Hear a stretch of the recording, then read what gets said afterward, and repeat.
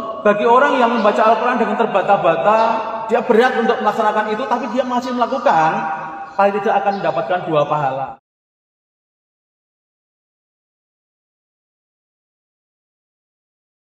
Salah satu yang harus kita biasakan adalah kebiasaan dekat dengan Al-Quran. Bulan Ramadan kan juga disebut dengan bulan Al-Quran.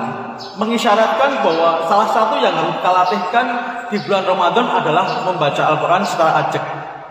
Ada beberapa model tadarus Al-Quran. Yang pertama, model membaca Al-Quran urut dari juz 1 dari Al-Fatihah sampai juz 30 surat An-Nas. Model yang pertama urut. Ini melatihkan kita istiqomah membaca Al-Quran setiap hari. Dampak psikologisnya meningkatkan kecerdasan sampai 80%. Salah satunya adalah mengundurkan demensia atau kepikunan bagi manula. Yang kedua, akan menurunkan tingkat kecemasan sampai 90% lebih, Pak. Jadi kita itu semakin tua bukan berarti masalah kehidupan akan semakin ringan, justru akan juga banyak hal yang baru. Apalagi era sekarang. Dulu kita nggak kenal yang namanya pandemi, COVID ada. Besok apalagi, Pak, akan selalu ada hal yang baru. Baik itu fasilitas ataupun musibah, akan selalu ada yang baru, Pak. Inilah kita harus siap dengan Al-Quran yang menjadi benteng kita untuk tidak mudah hati kita tergoreh atau goyah. Anak-anak sekarang mengatakan galau. Tidak. Karena kita ajak membaca Al-Quran. Kemudian yang kedua ada metode tadarus yang namanya tematik. Kita membaca atau mempelajari Al-Quran, mengkaji Al-Quran dengan tema. Tema misalnya tema tentang sholat, tema tentang muamalah, tema tentang haji, tema tentang zakat. Itu juga penting, Pak. Yang ini akan melatih kita mencari pemahaman tentang Al-Quran untuk menjawab persoalan kehidupan secara keilmuan. Kalau ada masalah baru, kita tidak hanya bisa mereka-reka, Pak. Kita sudah ada wa nunazzilu minal Qur'ani ma huwa syifaa'un wa rahmatul lil mu'minin dalam surat Al-Isra itu. Kita itu diberi Al-Quran sebagai syifa, penawar atau solusi. Kemudian rahmah sebagai tanda cinta Allah kepada kita. Bagaimana kita mau memahami cinta Allah pada kita kalau kita nggak pernah baca Al-Quran? Karena Al-Quran adalah surat cintanya Allah kepada kita. Seorang ibu di WA sama bapak. Bapak itu WA sama ibu. Aku cinta kepadamu 1000 kali. Tapi ibu nggak pernah buka WA. Ibu nggak tahu betapa cintanya bapak kepada ibu dan sebaliknya. Ini termasuk ketika kita tidak membaca Al-Quran, kita tidak tahu bahasa cinta Allah pada kita. Tidak akan pernah memahami kita bahwa Allah begitu cinta kepada kita.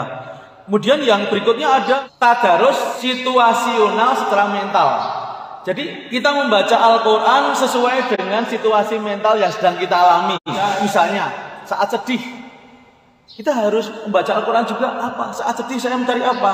Saya menemukan di Al-Quran la tahzan innallaha ma'ana atau ayat 40. Jangan kamu sedih, Allah beserta kita.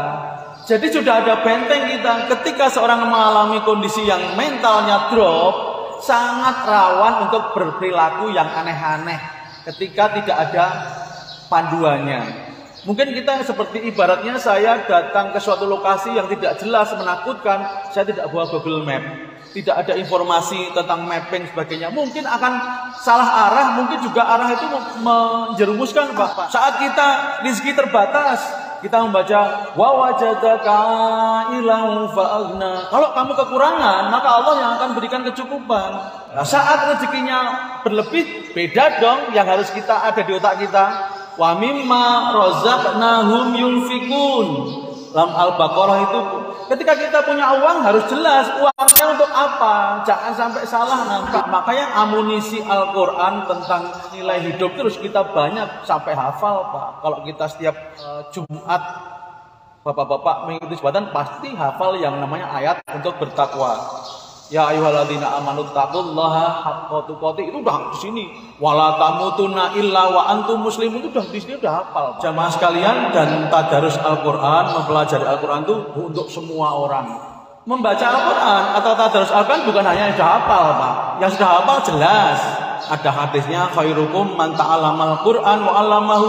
Tapi bagi orang yang belum lancar juga ada, Pak. Ada hadisnya nih, walladzi yaqra'ul Qur'an wa yatata'u fihi wa huwa alaihi syakun lahu ajron. Bagi orang yang membaca Al-Quran dengan terbata-bata, dia berat untuk melaksanakan itu, tapi dia masih melakukan, paling tidak akan mendapatkan 2 pahala. 1, ketaatan, yang kedua, kesungguhan. Tidak ada alasan, wah aku belum lancar kok nggak membaca, enggak.